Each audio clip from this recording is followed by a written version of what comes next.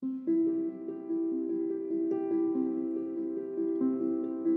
was like, I'm sorry. Like, the entire paragraph came true. I said, this is... Because this is the weekend of the Citadel 48-hour self-care readathon. So that's how that's going as it pertains to Heir of Fire. Multiple dogs are screaming at each other. I think that romance was done better. However, it just could never be me. Hey y'all, it's Tuesday. I did sprints earlier this morning. It is now well into my work day. I'm now watching sprints on Simone's channel. I'm also kind of like working / reading at the moment. Like, honestly, I should probably be filming a video today, but I don't want to, so I'm not going to. I uploaded a video this week already, so I uploaded a video today, so it should be fine. Hopefully I'll have energy to do it tomorrow. To film tomorrow. Do I? Will I? Maybe I will tonight. Literally, I don't know. I genuinely don't know anymore. But anyways, it is Tuesday, the beginning of the week. Welcome to the second part of the Magical Readathon Spring Equinox. This, I don't know if it's going to be a week or 2 weeks yet. I just don't know. But what we are going to do today is read. That's it.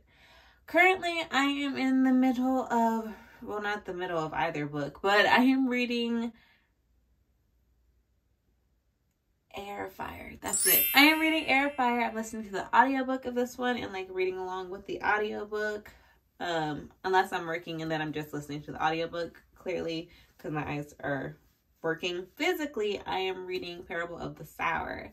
Now, Heir of Fire is not actually connected to any class. That one is a book that I need to read in order to read Queen of Shadows, which is connected to one of my class. And I can't remember which classes these books are connected to. But the prompt, at least, is to read a book with the word shadow in it. So I'm pretty sure that the class had something to do with demonology. Is that a class? Then demonology, if that's the class. However, like I said, I'm reading Parable of the Sower as well. I just started that today I started that yesterday. I read like a chapter yesterday, but I started that finally. And y'all, it's going really well so far. I read the first 50 pages and I actually decided that I want to take my time with this book. So I'll be reading 50 pages a day.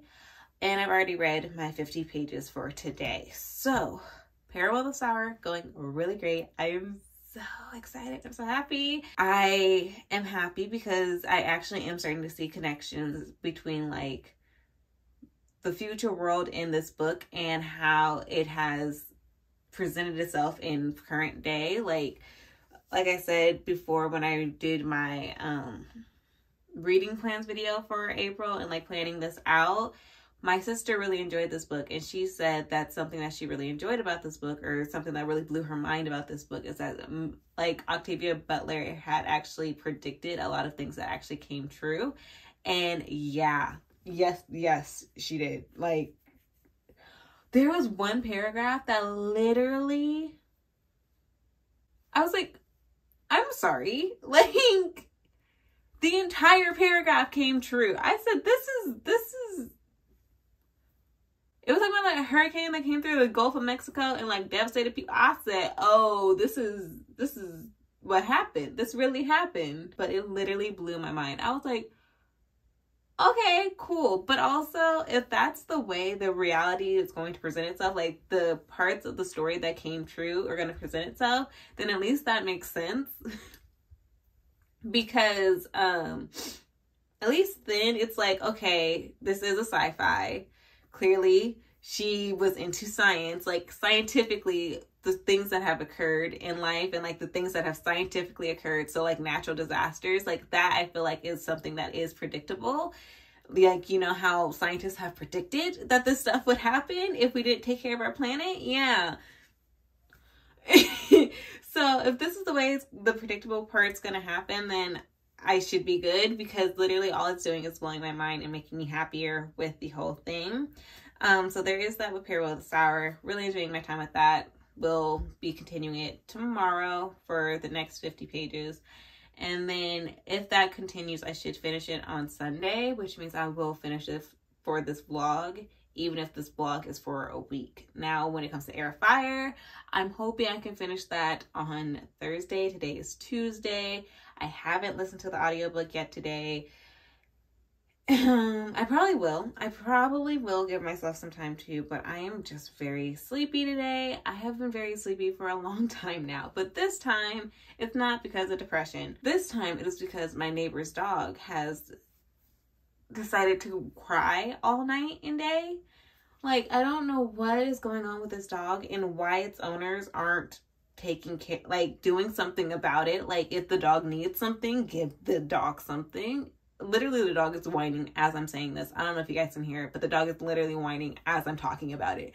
But if the dog needs something, freaking give it to the dog. If the dog like needs something to be taken away, take it away. Like, why? Why are you letting your dog sit here whining and like crying all night? Like, literally, I did not sleep very well at all Sunday night because the dog was whining the entire night. Anytime I would finally get to sleep, I would need to like turn around in my sleep. And you know, when you like turn around in your sleep, you kind of wake up a little bit. The dog was still whining every single time. The whines made it into my dreams. I did not sleep well at all. I was working yesterday in the office and I was like, just out of it. Like, literally, I was over caffeinated because I was like grabbing as much caffeine as I possibly could to like offset the fact that I didn't sleep that night. But spoiler alert to anybody that doesn't know, caffeine cannot substitute a good night's sleep. So literally I was just like high energy, but like low, like literally heart a thumping, mind cloudy. Like, I feel like I wasn't productive at all yesterday at work, which is like whatever, but still annoying.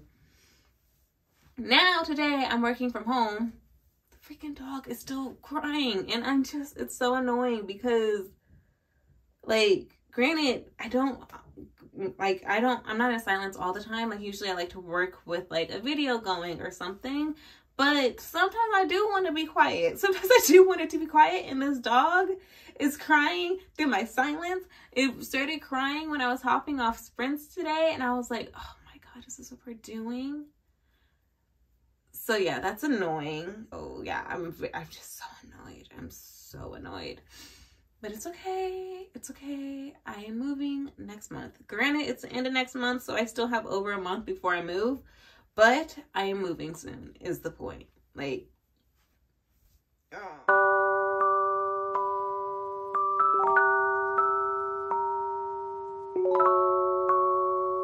Alright, hello you guys. It is Friday now.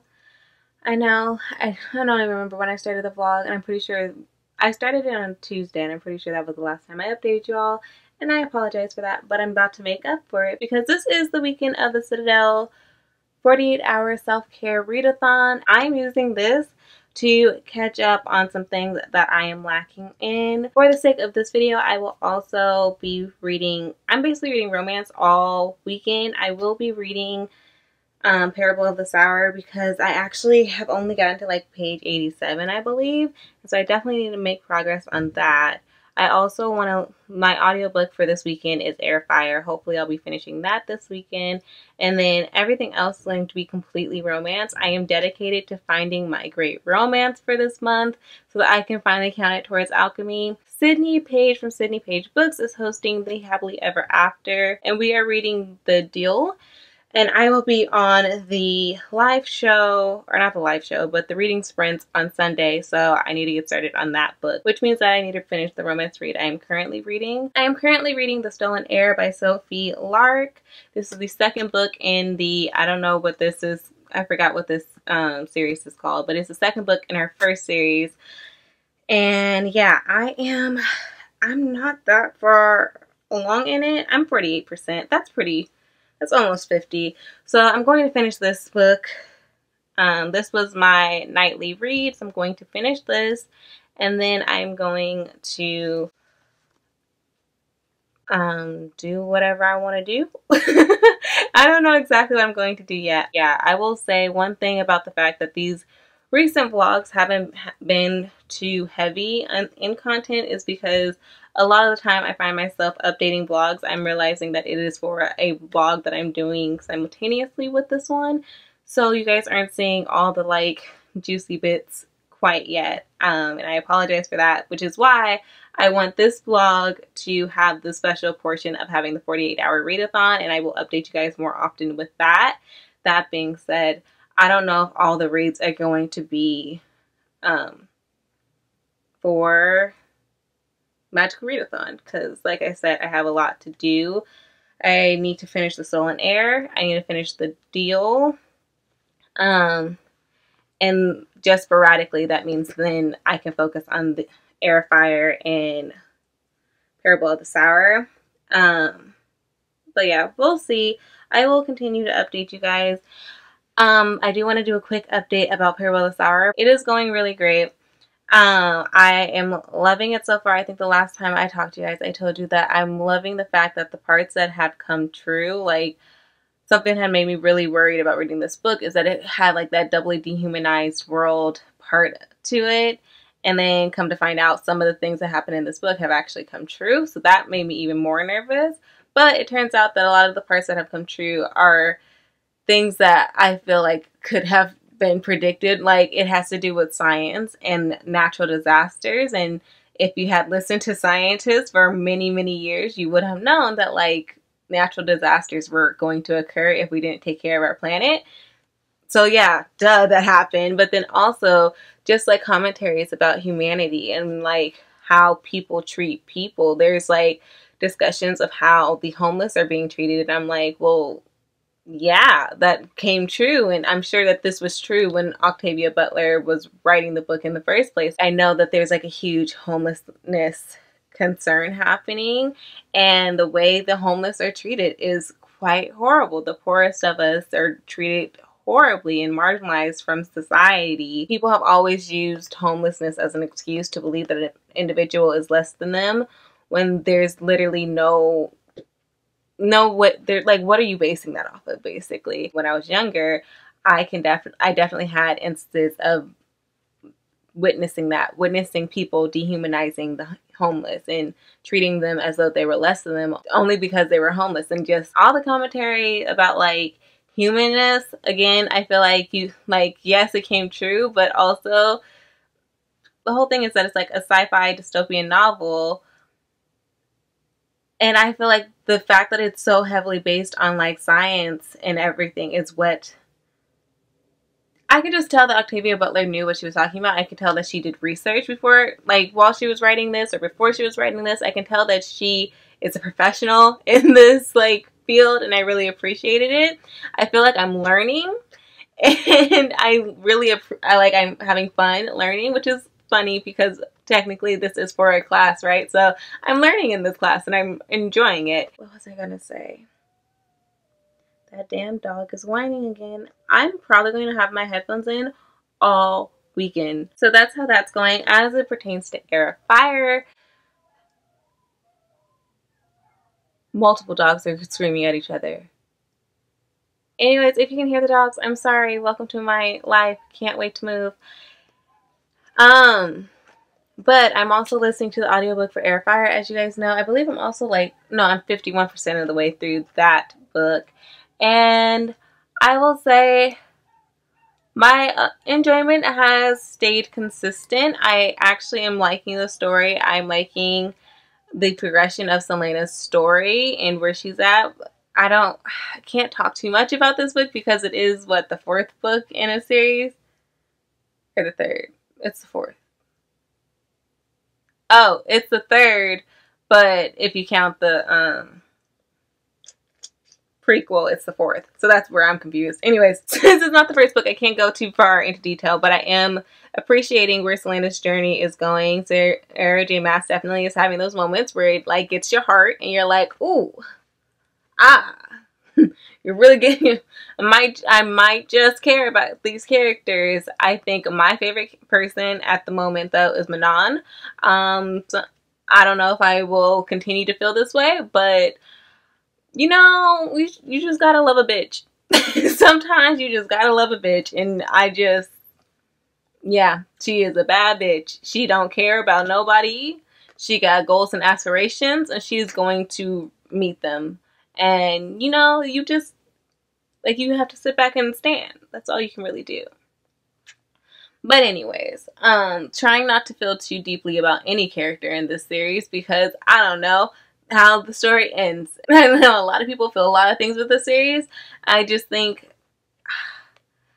I'm trying to lower my expectations for this series because I am noticing I just am not, and I don't feel the same way about the series as a lot of people do, but I really do want to complete it, and so I just need to lower my expectations. This one just isn't, and I thought it was me being a more character-driven reader, or being a more romance-heavy reader, but I enjoy books that don't have romance in it, so that's not it. At some point, you just have to admit, this isn't for me. So, that's where I'm at with Air Fire.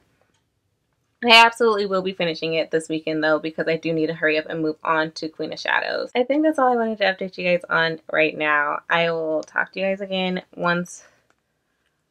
probably when I finish this, even though, again, still don't think this will be the one that I count towards alchemy. I guess I can update you guys on the romance reads that I am reading because ultimately I'm trying to find my way towards alchemy. And yes, any of these romance reads count, but I want it to be my favorite romance read for the month to count towards alchemy. I just haven't had a favorite, or I've enjoyed the books, but they're just good. I want that great romance to happen. So we'll see if I find it this weekend. Fingers crossed.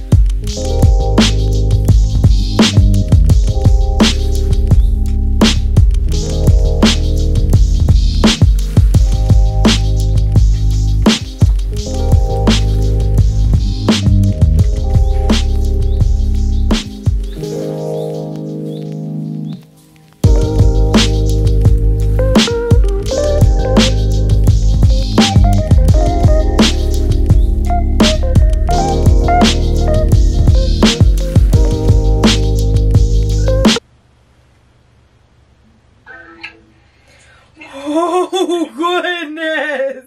Have you been outside? Me? Yeah. No. I'm trying to see if it's too warm for this. It's cold. Go over here. Let me see. You look so cute, Mama. Goodness, where's the Turn around. zoo at? Turn around. Look at me. She Don't too- touch that glass before it She falls. too busy looking at herself. Look at her, my pretty, pretty girl. Turn around. What are you doing? Mom's asleep. I was say Mom's been outside. Yeah, sis be talking to herself when she's feeling her outfit. She be like, dabba dabba do. Like,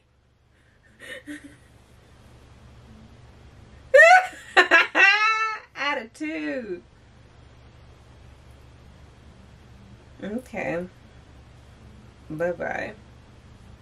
Alright, so hey y'all, it is Saturday, and I realized that I forgot to update y'all. Like, I'm so sorry. I have had so many updates. I've officially completed 3 books this weekend and forgot to update the vlog. I was so busy worrying about like getting clips to like have some substance for this vlog that I actually forgot to talk about the books.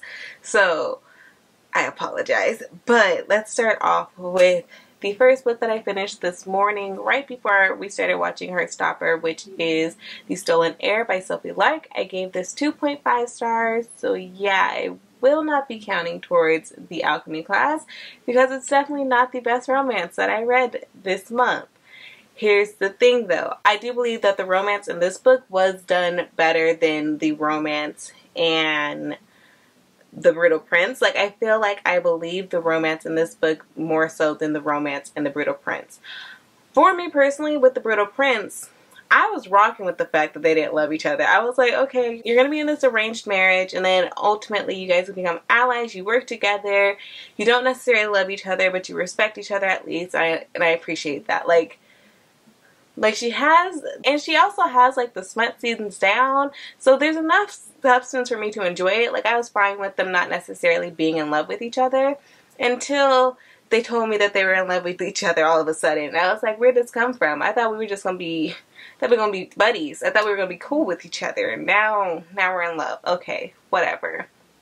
This romance in The Stolen Heir, I do believe that they love each other. I actually genuinely do, based on the story, and I think that romance was done better. However,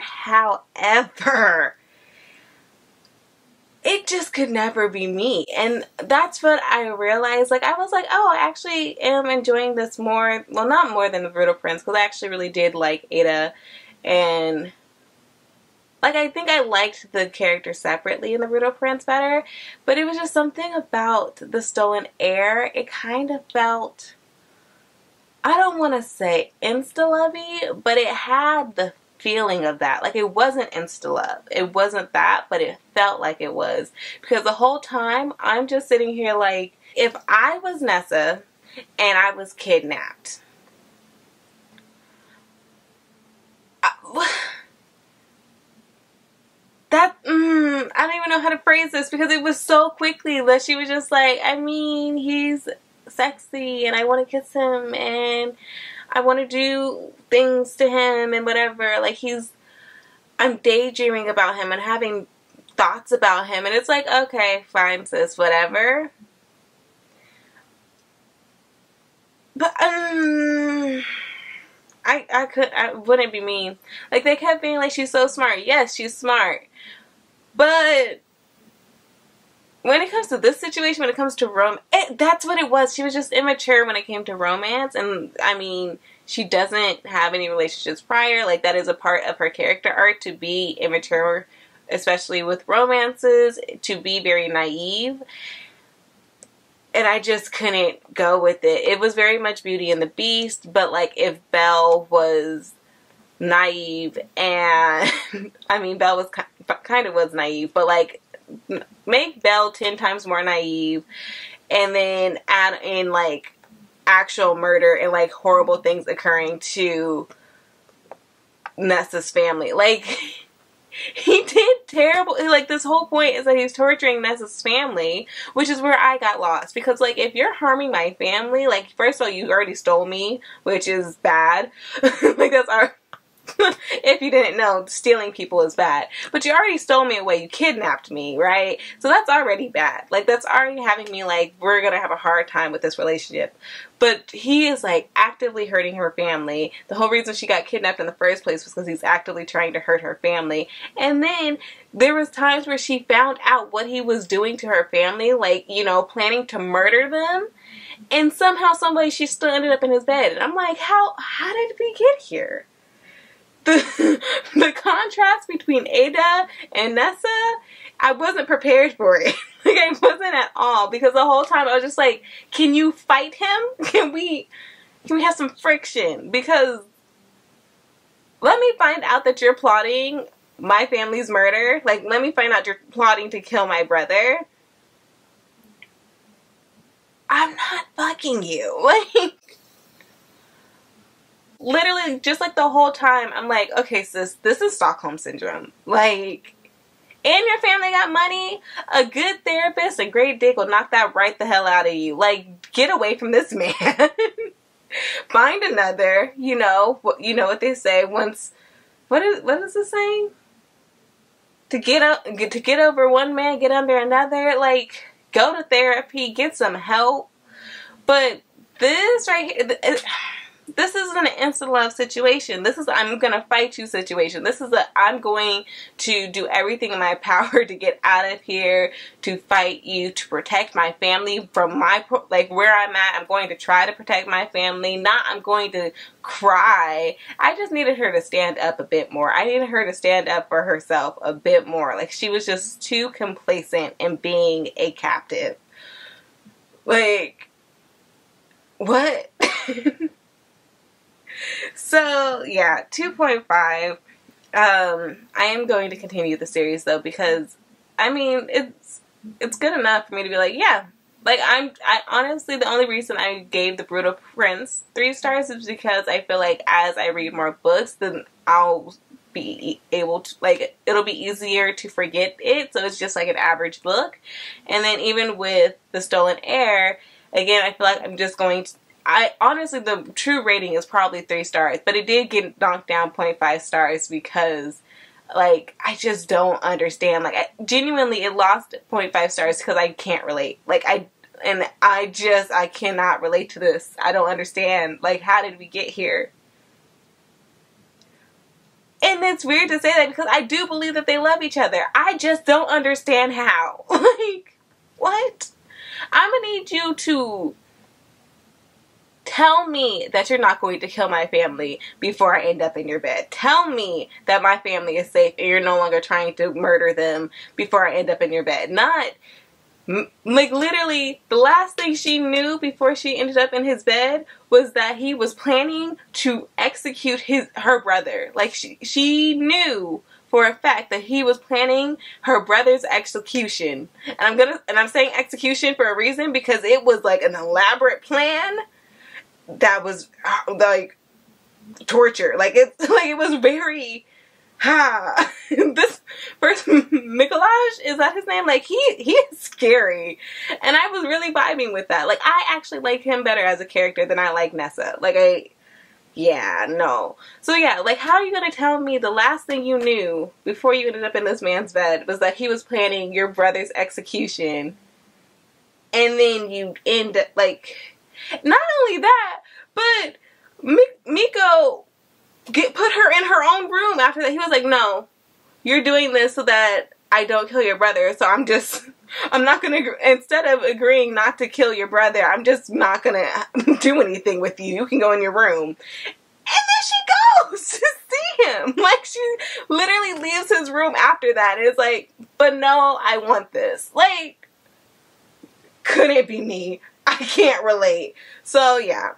The next book, however, is Nero, and I actually really like this character. I am really excited to get to Nero and Sebastian's books, because those two were the ones from Brutal Prince. Like, the second I saw them in Brutal Prince, I was like, I want to see you, and I want to be the woman that is with you. So yeah. Nero is the next book. I'm very excited for that one. After I finished The Stolen Heir, I finished 19 by Anko. This is a manhwa, and I gave this one 4 stars. This is actually a collection of, like, short stories, but in, like, manhwa format. If you don't know what a manhwa is, it's a manga, but for Korea. Like, manga is specifically for Japanese.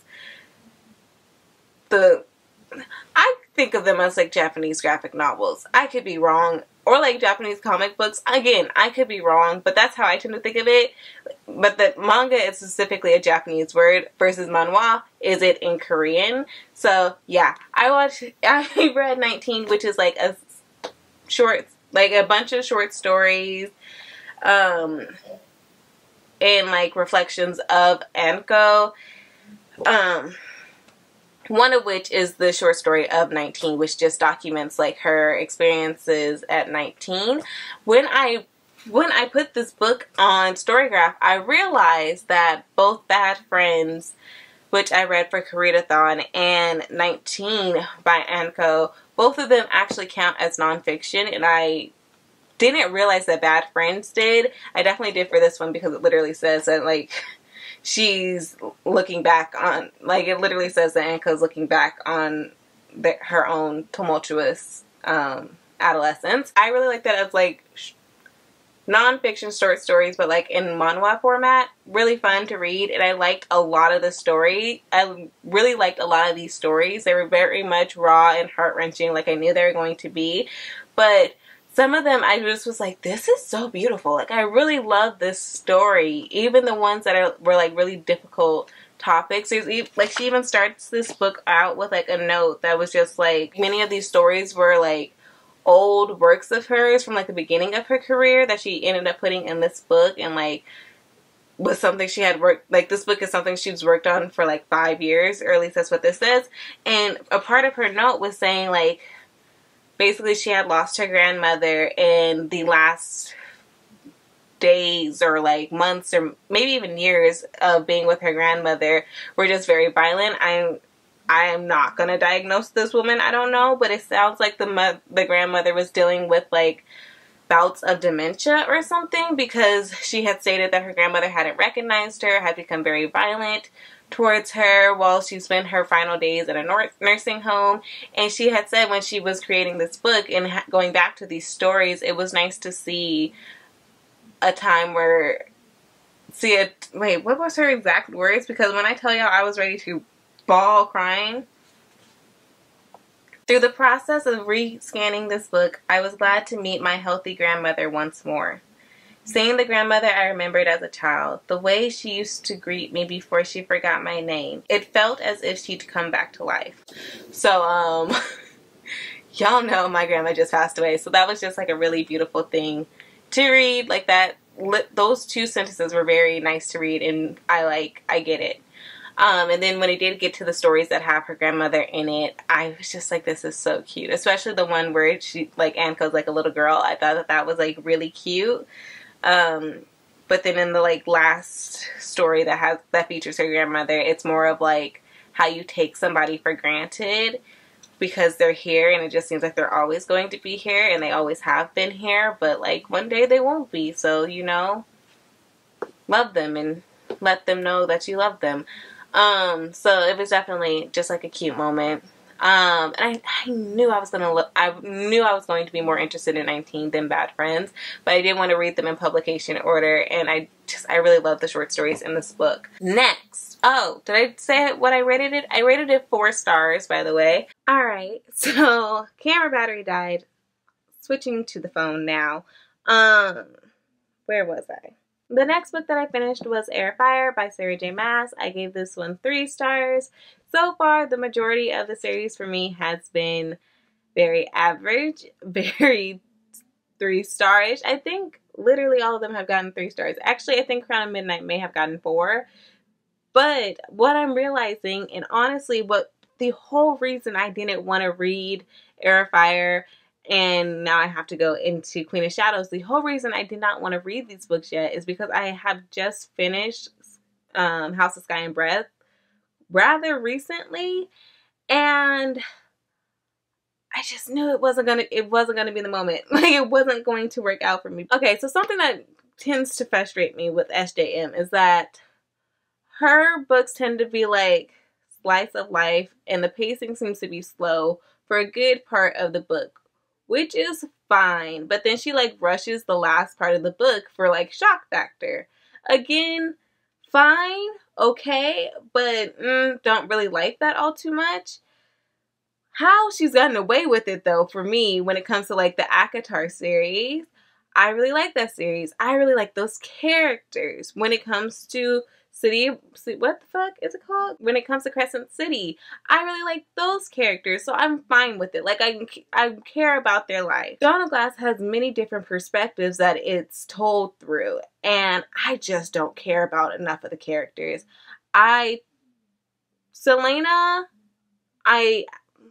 Selena, I actually only started caring about their story. I literally messaged the Citadel. It was literally like page 304 is when I gave a fuck about Selena and Rowan. That's when I started caring. Like, I had already liked Selena, but since her story was so entwined into Rowan and I didn't really care for Rowan, I didn't really care for the times that it was in her perspective up until page 304, which is quite far into the book. Or it's not even this, like halfway. Oh, no, it was like halfway through the book. Then when I was like, okay, finally, now I'm intrigued and now I'm interested. I cared about Selena, but I really, like, Rowan was annoying the crap out of me. And so I would get annoyed because every time I saw her, basically I would see him. And I was like, okay, whenever you want to decide to be the guy that everyone seems to love in this series, I would love to see that. And there was like one quote where he was basically just like, maybe we should get out of this together. Maybe we should do this together. Where I was like, and what he was talking about had me like, oh, like, okay. And so after that, their story had progressed more, their relationship had progressed more in different ways. And I started to see something in Rowan that was worth being like, okay, I'm actually invested in your story. And that then made me excited for the way that this book ends and like where we're at in those last 200 pages where I was really captured by the book, where we're at there. I was like, yes, let's go. I'm so invested and I'm so excited to get into the next book. So I guess I should really hop into that as quickly as possible while I'm still excited. But I can't stand Kale.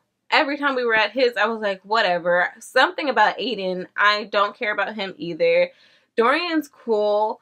I was actually more invested in the healer that he ended up dealing with at the time. Manon, that's my bitch right there. I stand a queen. I love Manon. I love her so much. And I can't even explain why. I can't explain why. Like, for the same reason that I like Nesta, for the same reason that I like Veronica Speedwell. Something about women just being like, I'm going to be who I want to be. I don't care how you feel about it. Like, that vibe, I stand and I love. And especially when it comes from, like, strong, powerful women, which Manon is. Her and Arabin also just had me, like, just the cutest relationship ever. I'm a sucker for an animal companion. I really am. So, yeah, I really enjoyed Manon's story. And then, sadly enough, there just wasn't enough Manon for me. Like, literally loved her from the very beginning that we saw her, and then we kept having to go back to like Rowan, who I was annoyed with, or Kale and his whiny ass, and I was just like, whatever. And then towards those last 200 pages is when I was like, oh, this is picking up. I'm actually intrigued. I actually love this. I love where the story is going. What I am scared of, though, is because this has happened 2 other times in this series. Like, is this what going into Queen of Shadows is going to be? Like, me getting annoyed with characters and then only getting invested again in the final 200 pages. And again, this is why I didn't want to read SJM books like so close together. Like, well, not even books, but like different series. I didn't want to read different series of SJM so close together because I knew it was going to seem quite repetitive. Or at least in like the way she tells stories and the way she conveys stories. So, and that's exactly what it was. So yeah, we're at 3 stars there. I'm not going to start Queen of Shadows today. Like, I'm taking a break with that. I'll probably start it tomorrow night, I would say. Or it'll just be my audiobook for next week. I honestly just wish that I cared more about more of the characters, because that is what SJM stories heavily rely on. I do find the plot very interesting. It just, again, a lot of brooding men in this book. And I'm just like, like that meme that's like, like that, video that's like, oh, you don't like me? Like, that's literally how I feel about these men whining. Like, oh, you're sad? Get the fuck over it. Do something.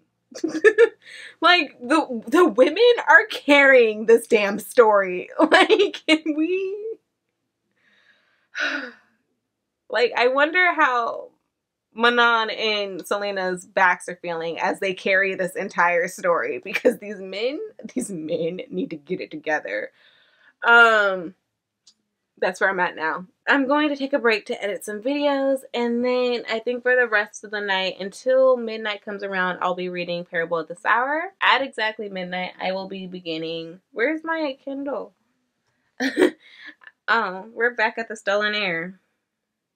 The useless heir. And then at exactly midnight, I will be starting the deal. What? Yeah, the deal. Deal? I feel like I'm saying that weird. But at exactly midnight, I will be starting The Deal by L. Kennedy, for the Happily Ever After romance readathon that Sydney from Sydney Page Books is hosting.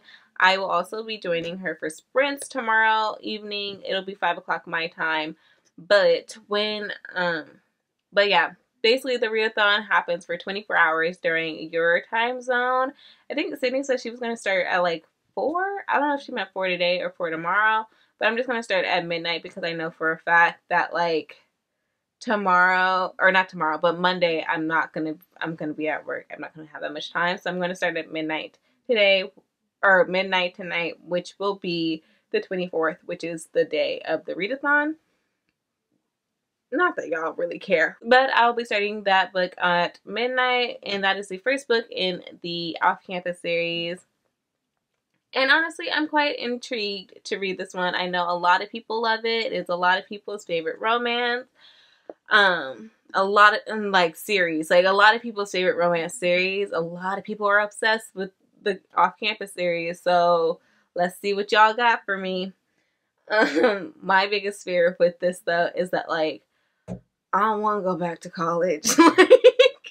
like how much is this like college culture? Because I don't want to go back. But for the purposes of Magical Readathon, which is like which is like the majority of what this vlog is, we've still got those 2 classes, right? Yeah, we still have those 2 classes we need to finish. Like I said, I'll start Crown at midnight tomorrow, and yeah, I'll keep going with Parable of this Hour. One thing about Parable of this Hour, it's so good that like I don't want to finish, like I don't want to read it, because when I read it, I'll then finish it, and I don't want to finish it. So I'm really struggling with that. Like literally my last annotation is that I really love Lauren, who is the main character in this book. I really love her like hope. And not even necessarily like and her hope isn't even attached to optimism, which is why I think it's very intriguing and interesting. But it's like she's very aware of what the world she's living in. She's very aware that if they don't do something about the way they're living, something about like humanity, something about the way that they live and the way they think about things, if they don't prepare for things, then it's only going to get worse, and they're only going to be in a worse predicament. And she kind of gets shunned for stating the obvious and stating that. But I love that she's like, the only reason I'm telling you guys this, the only reason I'm stating this is because I have hope that we can find a way to the other side. I have hope that we can do something with this knowledge, and that we could actually save ourselves if we prepare for it. Like if we prepared for the inevitable, if we prepare for the worst case scenario, which is inevitable if we don't change things, then we have a chance to survive. And I really appreciate the way she has embodied her hope, because it's not based in like optimism. It's just hope in reality. And I really like reading that. And so for that reason, I don't want to keep going. Like I want to be reading this book forever, and I can't. Like y'all ever love a book so much that you just don't want it to end, and so like you don't read it so that it doesn't have to end. But anyways, like I said, I'm going to do some editing. But yeah, so far this like weekend readathon thing has worked out very well for me. I'm feeling very accomplished. So yeah, bye guys. I will update you guys probably sometime tomorrow. Alright, so I have decided to close this vlog out real quick since I already have this set up, but it is Monday now. I have come to terms with the fact that I don't vlog on Sundays. I really had a nice chill day yesterday and I absolutely wanted to just keep that to myself and just have a date to myself. It was very relaxing and I really appreciated it. I think you're updated on everything I've read and completed reading. I did start the deal on Saturday night and then read like 2 chapters, but continued on Sunday for the Readathon with Sydney Page Books. That she does 24-hour romance readathon every month. This was the first month that she did it, and the book that we are all reading, or the group book for the month, is The Deal by Elle Kennedy.